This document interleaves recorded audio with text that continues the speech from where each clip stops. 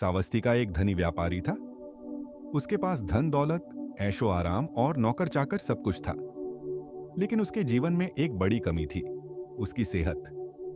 वह हमेशा बीमार रहता। मोटापा इतना बढ़ गया था कि ठीक से चल भी नहीं पाता। नींद तो इतनी आती कि दिन का आधा समय बिस्तर पर ही बीतता। एक दिन उसने सुना कि बुद्ध पास के जंगल में अपने शिष्यों को शिक्षा दे रहे हैं। उसे लगा कि शायद बुद्ध उसकी समस्याओं का हल बता सकें। बड़ी मुश्किल से वह अपने रथ पर सवार होकर बुद्ध के पास पहुंचा।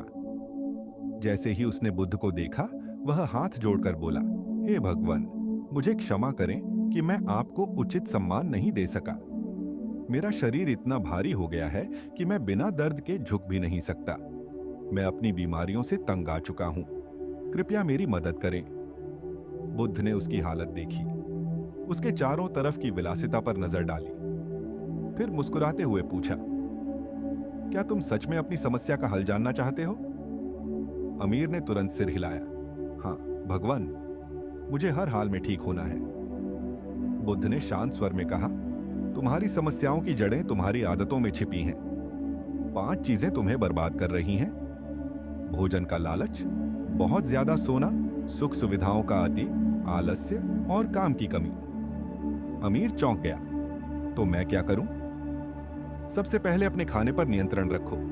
भूख से थोड़ा कम खाओ, नियमित समय पर खाओ और थोड़ा थोड़ा चलना शुरू करो। सोने का समय तय करो।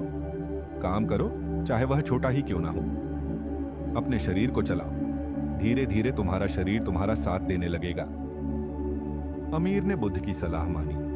उसने अपने खाने में कटौती की, रोज थोड़ा चलना शुरू किया और अपने आलस्य पर काबू पाने के लिए छोटे छोटे काम करना शुरू किया। कुछ महीनों बाद वही अमीर व्यक्ति फिर बुद्ध के पास आया, लेकिन इस बार वह अलग दिख रहा था।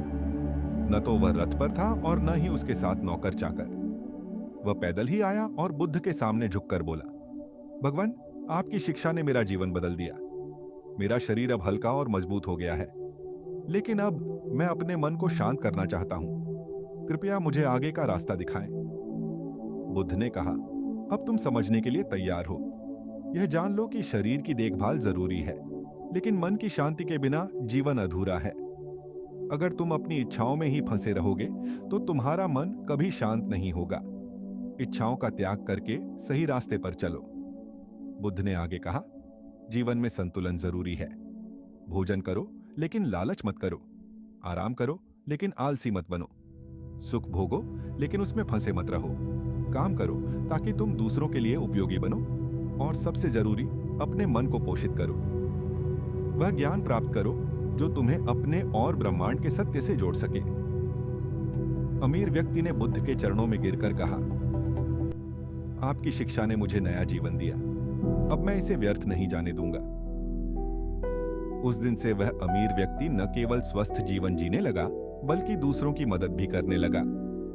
उसने अपनी धन दौलत का उपयोग जरूरतमंदों के लिए किया और खुद को सेवा के लिए समर्पित कर दिया।